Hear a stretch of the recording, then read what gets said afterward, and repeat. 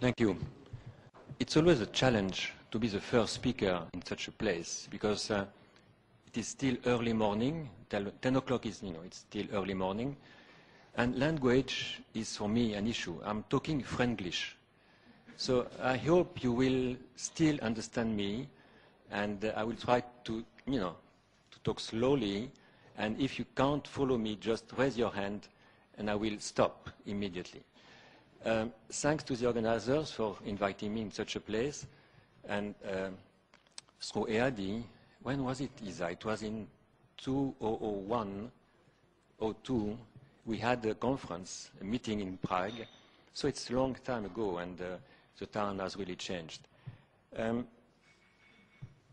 Once its challenges have been explained, maybe I will indicate a few words on whom I am, because it's interesting to know whom you are faced with in terms of profile and fields of interest.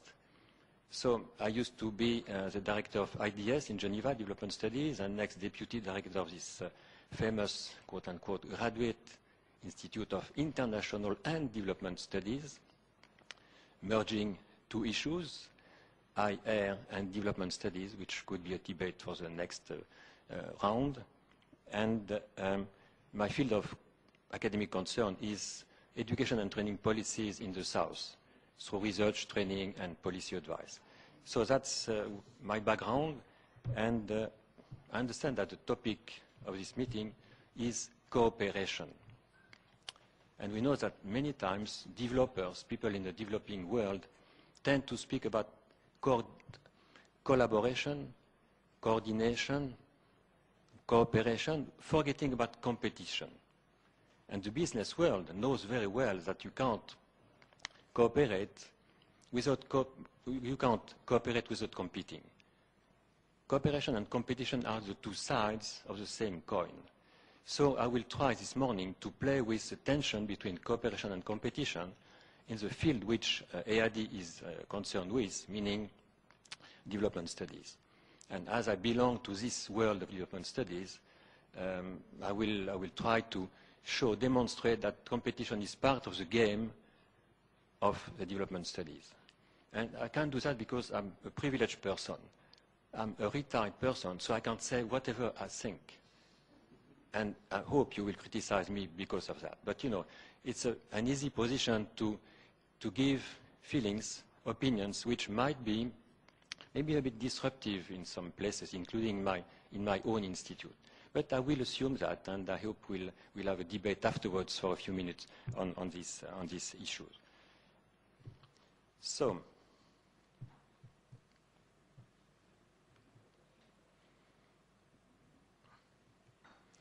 I will start by calling on one of my colleagues from the King's College in London, who will be the second speaker. And I don't know where is Andy Summer? Hello, Andy. Yes, I will call on you. I use some quotations from some of your documents, which, in a way, I will rebound on these three quotations along the presentation. For EAD, Andy wrote recently a very good paper on how can development studies survive globalization. Survival, can you imagine? It's a key issue, survival of a species, survival of the humankind, survival of development studies. It's a good question. A second, well, not a question, but a vision, it may be more appropriate to build complex development taxonomies. Complex. Maybe taxonomies in development studies tended to be a bit simplistic. So complexity has to be a key word for development studies. And the third, which relates to the previous one, development studies needs to think how it opens spaces for alternative voices. So the three words, survival, complexity, and alternative reflection, sources, voices, will be some keywords for my next slides. And after Andy Summer, I quote the Queen of the Netherlands in 1952, when she opened a famous development studies institute called ISS, not development studies, social studies, which is quite meaningful. For students wishing to develop their talents in Europe, we have created an international academic institution providing courses in a variety of subjects of special interest to international students. International students, 52. Okay. Welcome, welcome, you know. Most welcome. Please have a seat or keep standing. It's up to you. You look very young, so you can stand. But please, there are still some chairs at the front row and a few more. We can stop for 2 minutes just to be sure that you're okay. That's fine? You survive? Like development studies? So okay. Make yourself comfortable, please. There are some free seats in front here.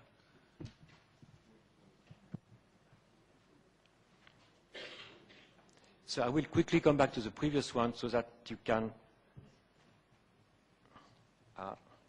no, we can't.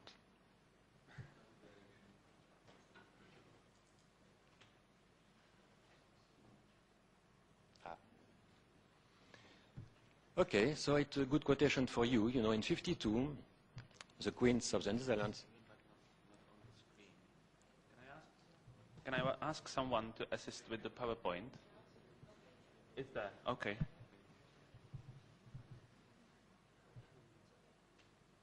No, I wanted to go back to the previous one, just for the students, you know, to read the 3 sentences by Andy Sommer. Okay. Okay, so I'll keep going. So, as you see, as students, it's interesting to know that in 52, in the Netherlands, an institute was opened dealing with international relations, international issues, called the ISS, Institute of Social Studies. It is interesting to go back to the 50s to show that development studies is not a new business. And I use the concept business on purpose. So now I will illustrate how I rebounded on Andy's Sommer quotations just to hijack them in some way. Just adding words and adding questions, which will be the guidelines for my next points. How can development studies in Europe survive globalization and South-South cooperation? It's a way to introduce in the debate, the other side, the so-called global South, or developing countries, or underdeveloping countries, or whatever we want, but just to relate the survival issue of development studies in Europe with the situation in the so-called South in terms of development studies which are developing in the South since more than 10 years, 15 years in some cases. It may be more appropriate where, by whom, and for whom to build complex development taxonomies. Who are the authors of these taxonomies? Who is producing new taxonomies? Where are these people? Are they based in Europe and in the South and next in Europe? So, the capacity of creating new taxonomies, by whom, where, and for whom has to be dealt with. And a final provocation. Development studies in the South need to think how it opens space for alternative voices in the North. Maybe we need now, as development studies, the voices from the South to rebuild our own development studies in the Netherlands, in Prague, in Geneva. Maybe now that's the opposite way we should use. To listen to development studies in the South, to rebuild, to reassess what we should do in the so-called North.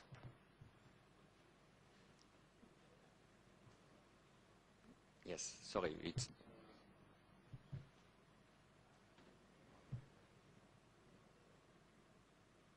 Buzzwords. To do that, we need to pass quickly through the famous buzzwords which development studies and development cooperation are very happy to use since a few years or decades. Collaboration, cooperation, partnership, symmetry. Cooperation needs to be symmetrical. We know that it's not often the case. By opposition, what's going on? is competition and for research and training funds on some markets. The market, the development studies, as many other matters, topics, subjects, are now placed on a training market, on a research market. It's no longer a fully global public goods approach. We are all on a market. We have to compete. We have to, to look for money in a competitive way. So it's nice to talk about collaboration, cooperation, symmetry. But when you come to the market business, you realize that you are in a competitive situation, that you have to compete with your colleague just next door. Maybe your colleague in the same office. Maybe you are competing. Capacity development. In any DAC, in any bilateral development agency, you talk about capacity development. I use the word capacity debuilding. Why? Because in many places, the same agencies which are claiming that they are developing capacities are spoiling the academic world by, offering consultancy works, consultancy positions to academics so that they debuild the academic institutions which are the base for professors, junior researchers, and so on. It's clear. When you make the same amount of money by having 3 consultancy positions with the World Bank as by teaching 1,000 students 20 hours a week for peanuts, I would do the same. I would go for a consultancy work with the World Bank, not teaching in bad conditions. So capacity development has to be related to what is being developing as capacity debuilding. The Global South, the famous BRICS, it's not an homogeneous group. These countries are competing between themselves. They are on the track of being superpowers. So why should they get the same interest about development views, about development projects, about the content of development studies? They are competing between themselves.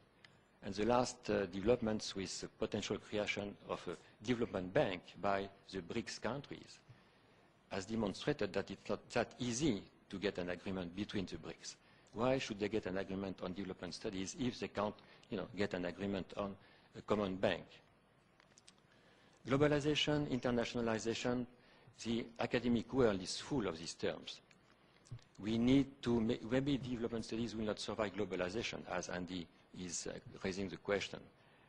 Internationalization, we all are looking for internationalization of our students' body, of our staff. That's fine. But it is competition. When you compete for the same reservoir of professors in a certain discipline, we are competing. That's internationalization, but the price is competition. At the same time, we know that in many places, this globalization, internationalization is faced with a re-emergence of nationalistic trends, positions, policies, and so on. So how to connect the two ones? And finally, again, a nice discourse, knowledge is a global public good. We all agree on that. But when you look at the GATS agreement within WTO, the General Agreement on the Trade of Services, which includes education and training, especially higher education and vocational training, you realize that it's no longer a public good. It's a market, it's a product on a market, on a free market where the door is open to world trade in that matter. So, we have to don't want to be pessimistic or cynical. Maybe I'm a bit. But at the same time, we have to be realistic. These are the issues which are at stake. Could you just press again? I'm sorry. It's cooperation. We are cooperating in a very efficient way. Yes. Now let's start from the South, the so-called Global South.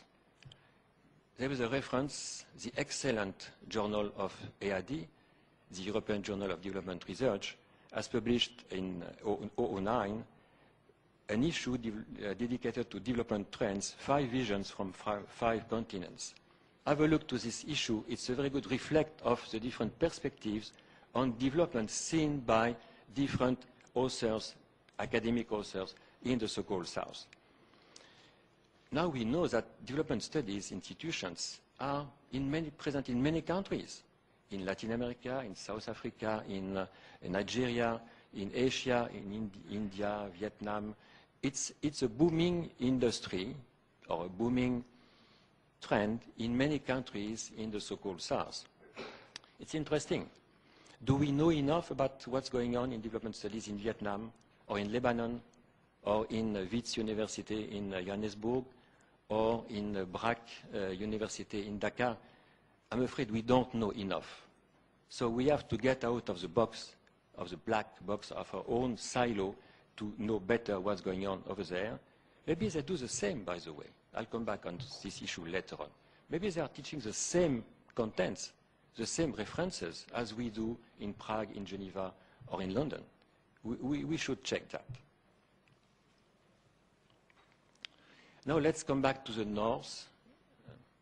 Again, sorry. Let's come back to the north.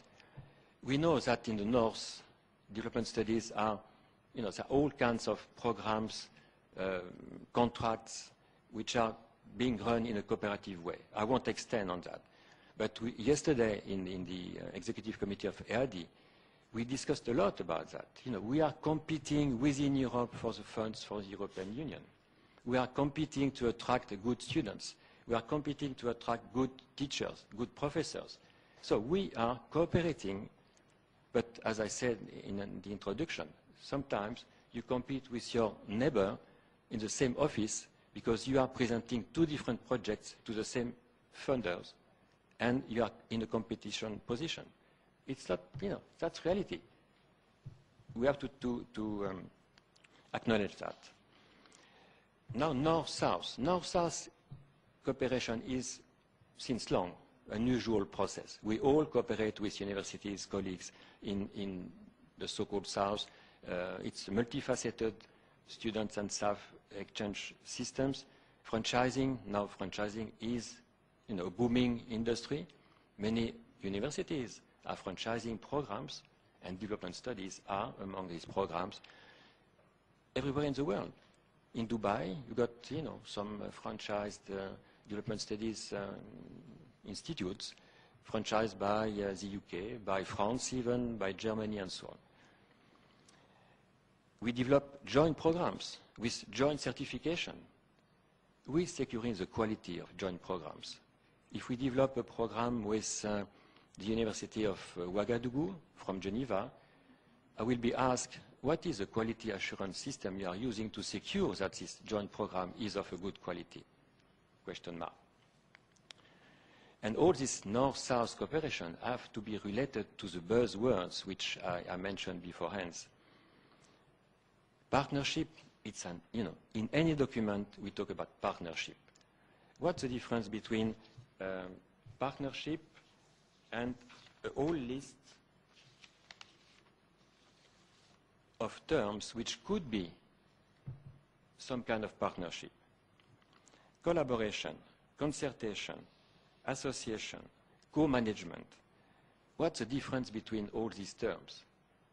Conceptually wise and in concrete terms. Are they translated in contracts, in agreements, in memorandum of understanding? All these potential partnership schemes have to be translated in different juridical forms. Otherwise, partnership is just an empty box. Now let's go down south, or yes, down south. The bilateral relations between countries in the so-called South. In South Africa, I know a joint activity which is interesting because it connects development studies, education studies, international education studies, and this program connects South Africa and Argentina. They don't need the North. It's a program which is ongoing with staff exchange, student exchange. It's going on. And we have to know more about that because we don't know, in my view, enough about that. In China is offering 18,000 scholarships for the next 3 years, for African students to come to Chinese university. Some of them will come to the Beijing Normal University, where there is a Development Studies Institute. But you see, that's South-South. It goes on without any, quote-unquote, interference from the Brookings Institute or DFID or IDRC and so on. It goes on. And China is paying for that in a purely, cooperative way. Is it cooperation? We should look more precisely on that. Now we come to what is the, very fashionable term, triangular cooperation. I will read the definition given from the aid and development aid perspective.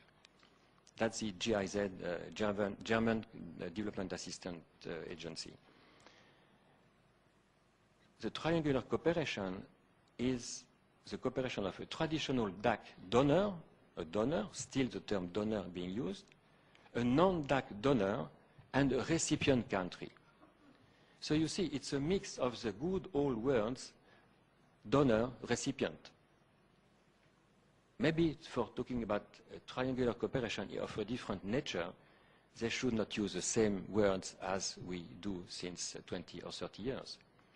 And it refers to agencies, north and south, but referring to DAC, which is an important organization, we know that. But the wording of this definition of triangular cooperation is a mix of the good old days definitions and the introduction of a new stakeholder from the south.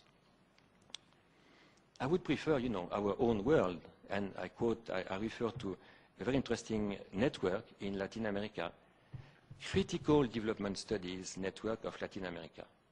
It's based in Mexico, and it is supported by RDRC Canada.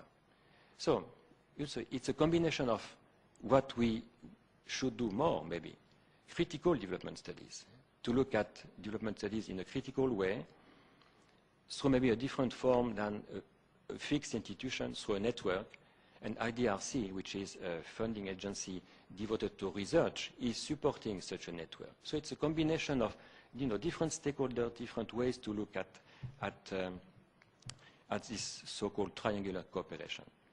Coming back to China, in China, this Institute of Development Studies is also teaching on Chinese development. So, it's a mix of Chinese development model being taught to Chinese students and foreign students at the same time as some courses are devoted to African development, to macroeconomics and so on. So it's a mix of national development models with what we still define as development. But question, 50% of the staff of this institute is composed of professors, lecturers having been trained in the north. So do they teach exactly what they've been taught in Stanford, in London, in Geneva, or do they create alternative voices for development seen from their own perspective?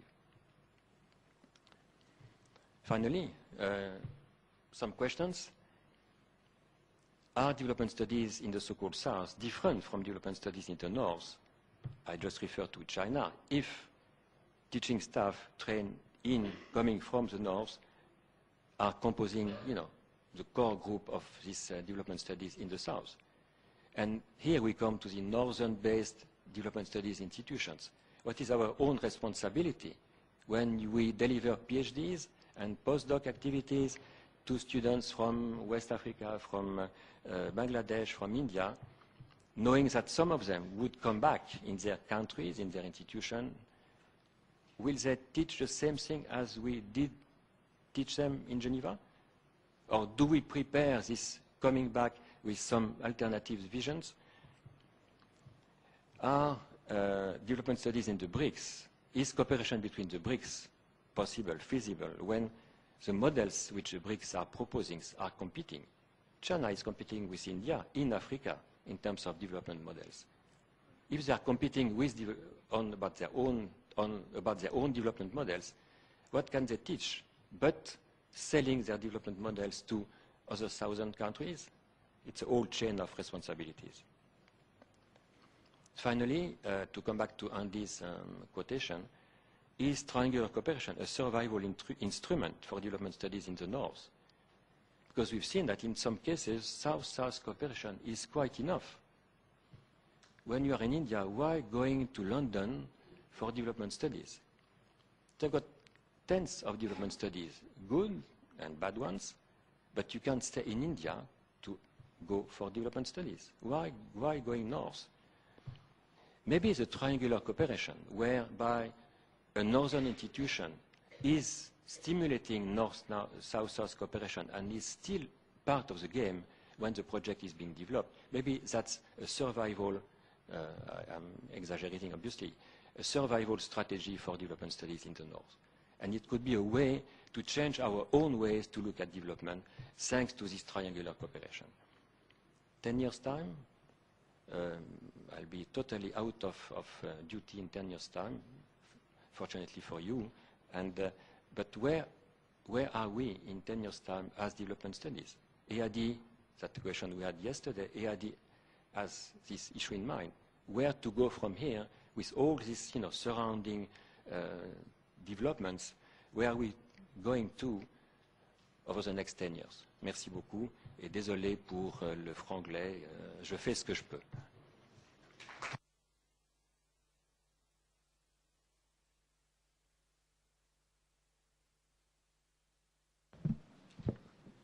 Thank you very much for interesting presentation. I think there is no need to excuse yourself. Your presentation is just perfect, and it, I'm sure, provoked a number of questions. We still have a couple of minutes, so that we can take 2 or 3 questions, and we will address the issue of the new players coming in, the changing research market. We have to learn from the new partners to stay competitive. I'm sure that people will ask you on that. So the floor is yours, please. Is there someone from the microphone? Yeah. Thank you.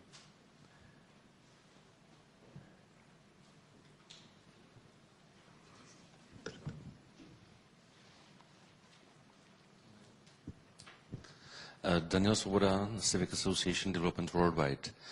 I have one academic question on you, or I would like to know your opinion on North-South division of the world. I don't like this term, in fact, because of 2 reasons. It's not geographically correct. And secondly, for example, the Czech Republic was in the west in the past, then moved to the east. Then until 2006, as aid recipient, we were in the south. Now we are in the north. But we still stay in the center, in fact, of Europe. So I don't like this term. Can academics help somehow to identify better words? Thank you. Thank you very much. We will take 2 or 3 questions now, and then the professor will reply them. So there was a question over there, and the third one, yeah. Thank you. My name is Jana Miléřová, and I am from Czech Forum for Development Cooperation. I would have a basic question. What's the aim of development studies? Because when you are posing all these questions, you should maybe first answer the aim, and then maybe it would be easier to find the answers for the very interesting and challenging issues that you just raised. Thank you. Thanks to you. And I think on this side, we had a question.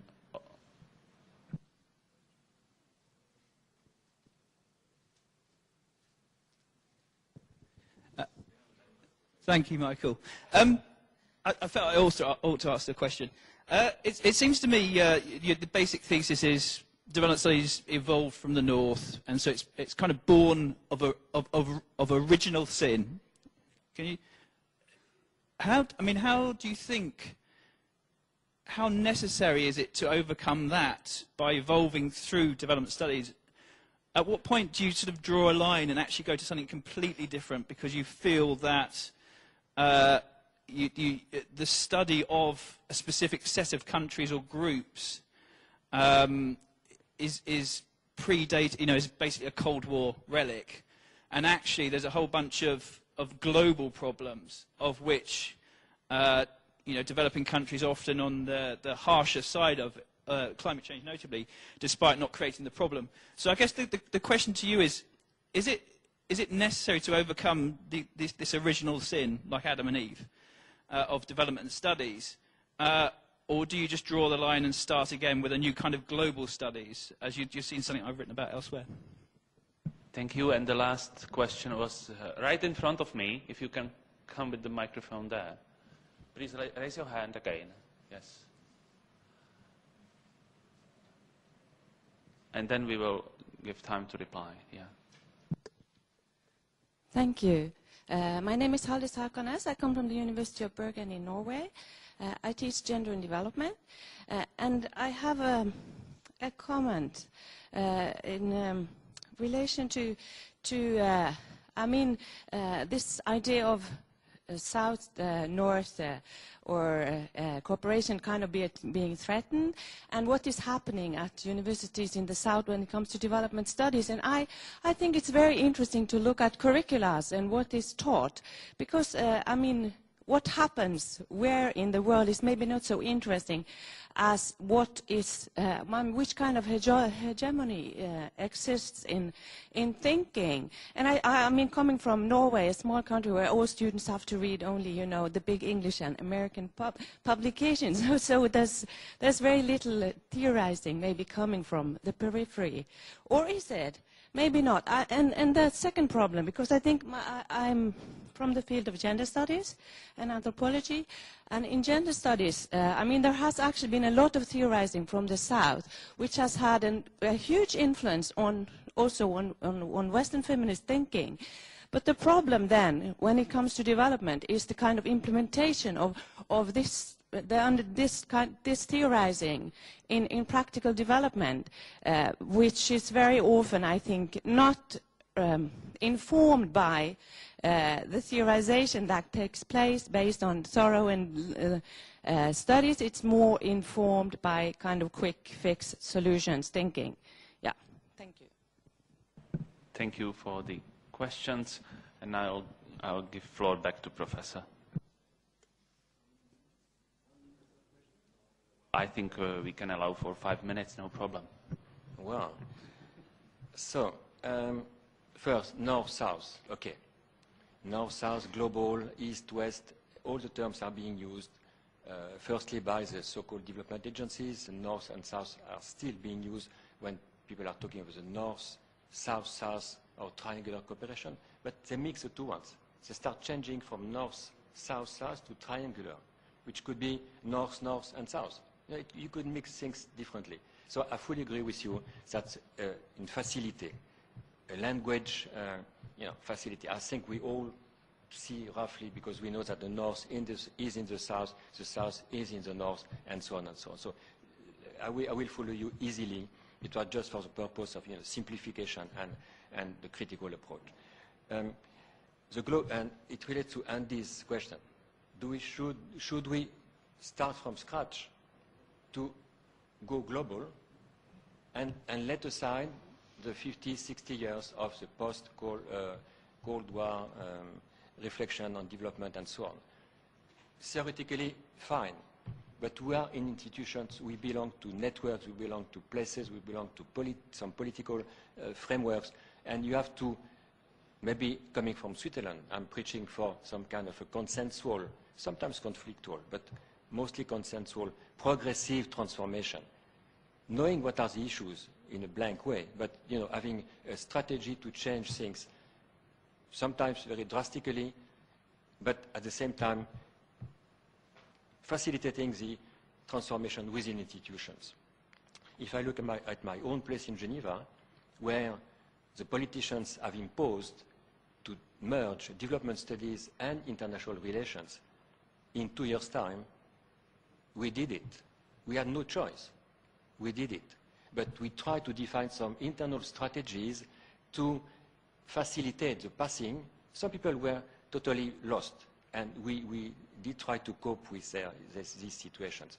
But, most of the staff, with critical approaches, with, problems, we did try to manage both the shock of the emerging and the transition period which has to go at the same time as emerging.